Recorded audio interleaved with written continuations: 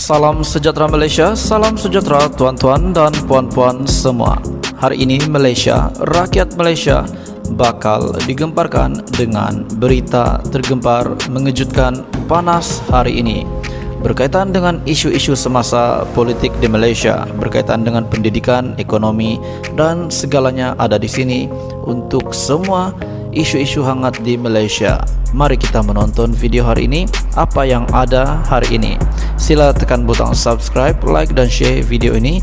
Jangan lupa tekan tombol lonceng untuk info-info yang lebih banyak daripada channel ini. Berita akan dimulakan beberapa saat lagi. Teruskan bersama di dalam channel ini untuk info yang lebih hangat di Malaysia, untuk semua rakyat Malaysia, untuk keluarga Malaysia.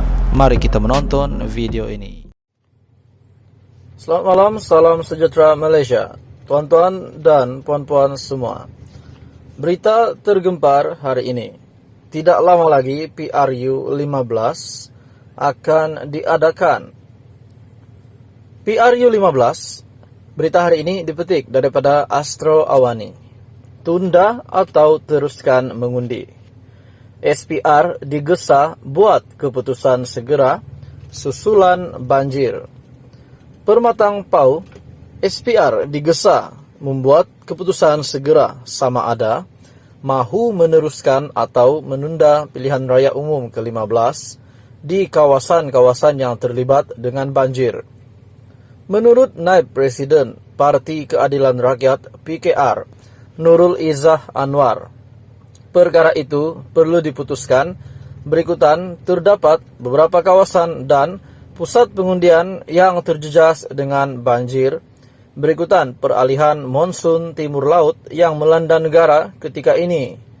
Katanya, keputusan segera itu penting demi memberi kemudahan kepada calon dan juga pengundi yang akan melaksanakan tanggung jawab mereka. Malah, ujar Nurul Izzah, terdapat peruntukan dalam peraturan pilihan raya untuk menunda dan bukannya membuat pilihan raya semula sekiranya berlaku hal sedemikian. Saya rasa penting juga untuk memahami dalam urusan aturan pilihan raya. Dalam pilihan raya sendiri, ada peruntukan untuk menunda, kena jelas bab ini. Menunda bukan membuat pilihan raya semula. Kita minta sangat, desak sangat. Yang desak sangat mengundi ini adalah UMNO, Kerajaan Barisan Nasional, Perikatan Nasional, hormati proses. Kalau perlu tunda di kawasan banjir, buat sekarang, umum sekarang mudahkan calon, mudahkan pengundi. Tapi saya rasa tak boleh terima bila tiba-tiba dibatalkan saat akhir. Ada desas-desus bahwa UMNO terkebelakang dan ada kebarangkalian besar Pakatan Harapan menang. SPR perlu lihat secara profesional. Pada saya, penting dilihat sebagai objektif dan profesional.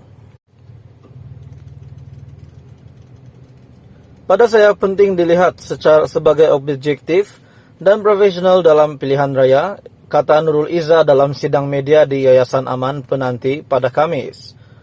Sehubungan dengan itu, katanya adalah amat tidak wajar sekiranya SPR membuat ketetapan itu di saat akhir. Dalam masa yang sama, Izzah turut mengingatkan agar sebarang keputusan yang dibuat agensi tidak dipengaruhi Perdana Menteri Datuk Seri Ismail Sabri Yaakob. Berikutan kedengaran desas-desus bahwa BN mula ketinggalan ke belakang. Di Selangor, banjir mula melanda beberapa kawasan yang menyebabkan 10 pusat pemindahan sementara ataupun PPS dibuka, antaranya di Petaling, Klang, Hulu Langat, Sabak Bernam, Kuala Selangor, dan Sepang. Sehingga pagi tadi, jumlah mangsa banjir direkodkan di negeri itu adalah seramai 848 mangsa yang membabitkan 208 keluarga.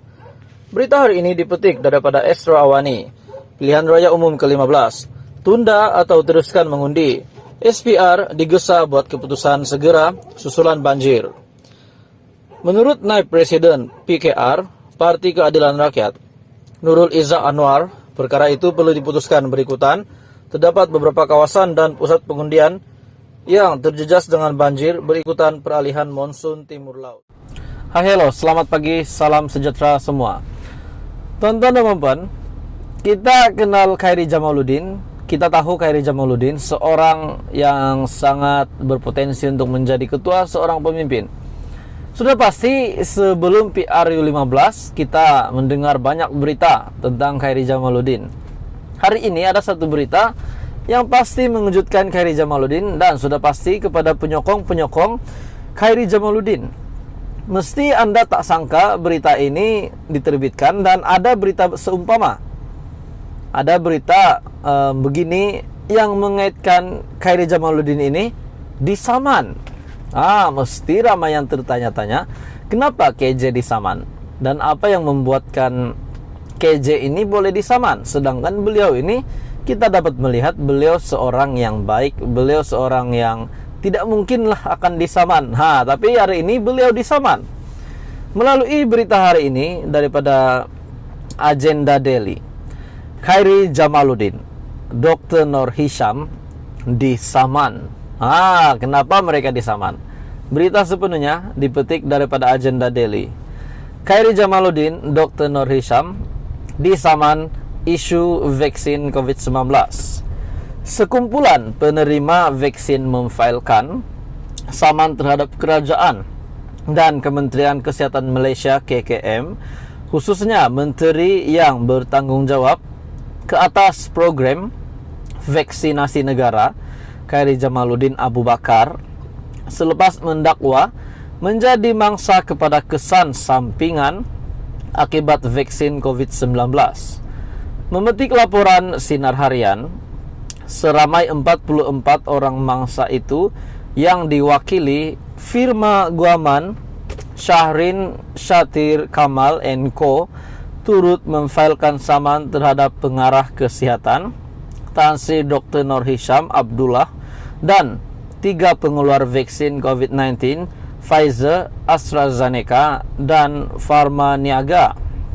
Peguam Muhammad Syahrin Satir berkata, sekumpulan tersebut mendakwa Kementerian Kesehatan Malaysia KKM memberi satu deklarasi tidak sah dan merupakan suatu persetujuan yang dipaksa oleh pihak defendant untuk mengelakkan mereka diambil tindakan daripada kesan sampingan teruk akibat suntikan vaksin tersebut.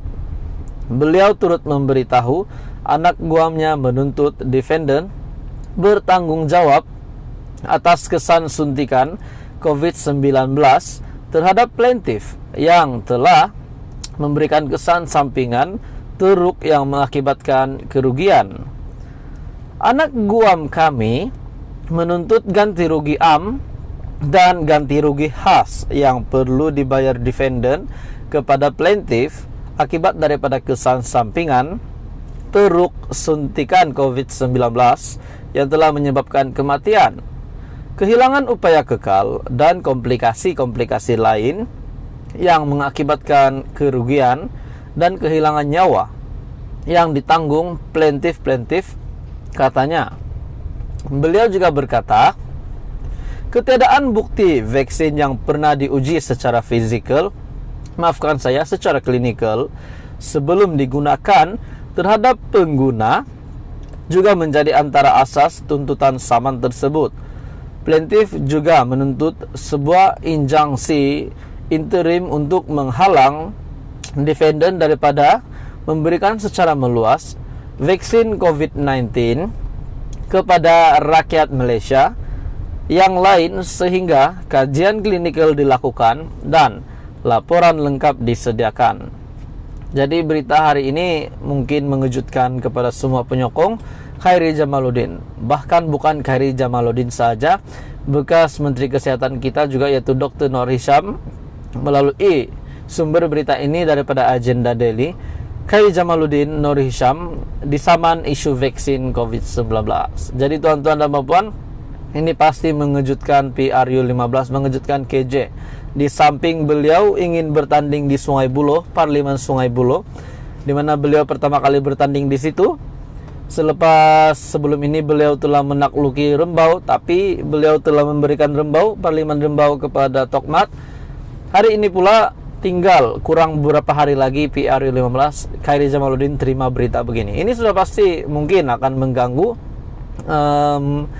mengganggu fokus beliau untuk persediaan dalam PRU 15. Tapi kita doakan semoga Khairi Jamaluddin akan sentiasa dalam keadaan yang baik, bersedia untuk berkampanye, bersedia untuk bertanding nanti. Apapun tuan-tuan dan puan, apa komen Anda tentang berita hari ini? Anda boleh komen di bawah.